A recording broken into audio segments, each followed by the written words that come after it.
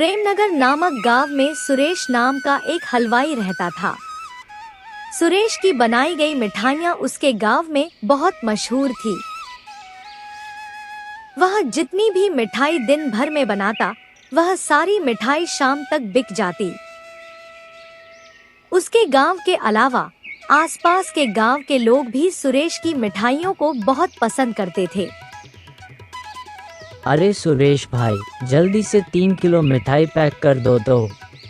मैं आज शहर अपने भाई के पास जा रहा हूँ। उसको तुम्हारी बनाई मिठाई बहुत पसंद है, इसीलिए मैं जब भी उसके पास जाता हूँ तुम्हारी दुकान की मिठाई लेकर ही जाता हूँ। हाँ, मैं अभी पैक कर देता हूँ।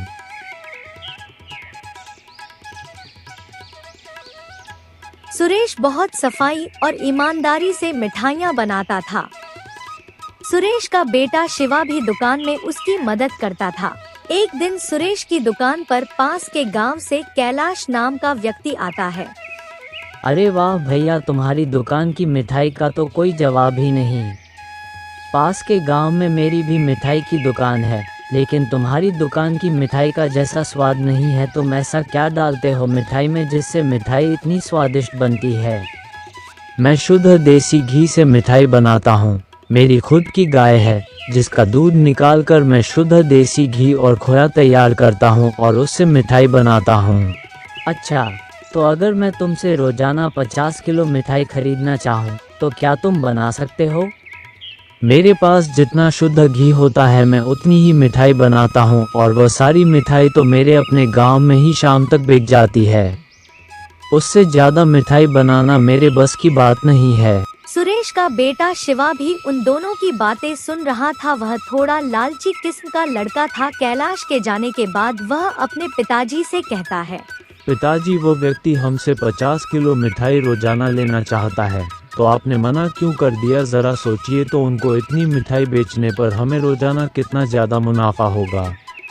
बेटा, तुम जानते हो कि मैं शुद्ध घी की ही मिठाइयाँ बनाता हूँ। अब जितना शुद्ध घी मेरे पास होगा उतनी ही तो मिठाई बनाऊंगा ना। लेकिन पिताजी, हम बाजार से भी तो देसी घी और खोया खरीद सकते हैं, फिर हम ज़्यादा मिठाई बना पाएंगे और ज़्यादा मुनाफा कमा पाएंगे। बेटा, बात तो तुम्हारी सही है, लेकिन हमारी मिठाई इसलिए इतनी मशहूर है क्योंकि वह घर के बने देशी घी से बनती है। अब बाजार के घी पर भरोसा नहीं किया जा सकता, पता नहीं उसमें कितनी मिलावट हो। परंतु पिताजी, आप जितना समय घी बनाने में लगाते हैं उतना समय अगर और मिठाइयाँ बनाने में लगाए तो हमें ज़्यादा मुनाफा हो सकता है। आजकल सभी हलवाई ऐसा ही करते हैं। कल मैं बाजार से देसी घी और खोया लेकर आऊँगा और हम उसी से मिठाइयाँ बनाएंगे। किसी को कुछ पता नहीं चलेगा। शिवा अपने पिता को जैसे तैसे करके मना लेता है। अगले दिन शिवा बाजार से देसी घी और खोया खरीद कर लाता है।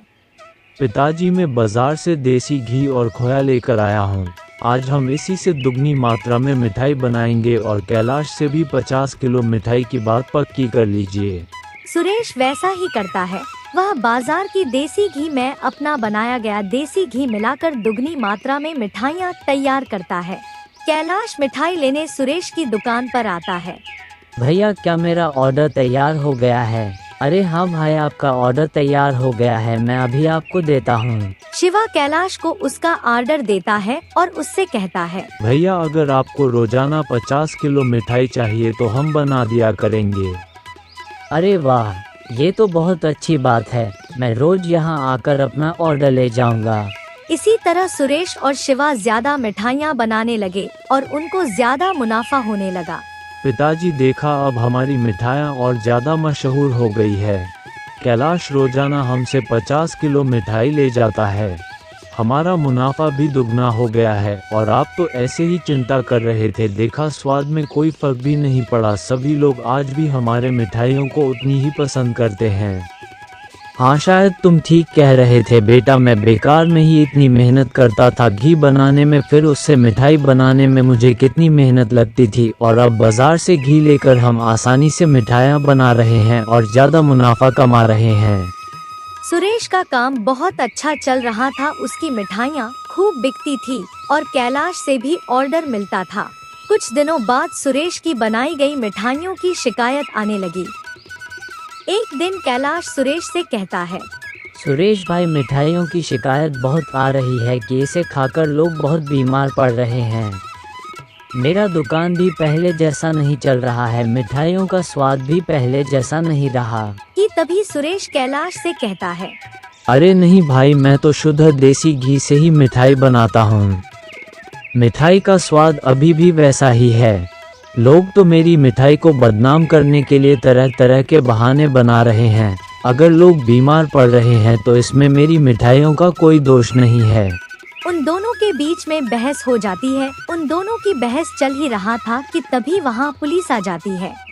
अरे क्या हो रहा है यहाँ, तुम दोनों काहे को बहस रहे हो? और हाँ भाई सुरेश, तेरी तो आजकल बहुत शिकायत आ रही है कि तुम्हारी मिठाइयाँ खाकर लोग बीमार पड़ रहे हैं। अरे नहीं साहब, मिठाई तो एक नंबर है, तो ये शिकायत क्यों आ रही है? अगर तू कोई मिलावट कर भी रहा है तो उसे ठीक कर ले, नहीं तो बाद में बहुत पछताएगा। सुरेश को समझ में आ गया था कि बाजार की घी में कुछ तो मिलावट है, जिससे उसकी मिठाई खाकर सब बीमार पड़ रहे हैं। देखा बेटा, मैंने कहा था ना कि बाजार के घी पर भरोसा नहीं किया जा सकता। अरे हाँ पिताजी, मुझे माफ कर दीजिए, मेरे मन में थोड़ा लालच आ गया था।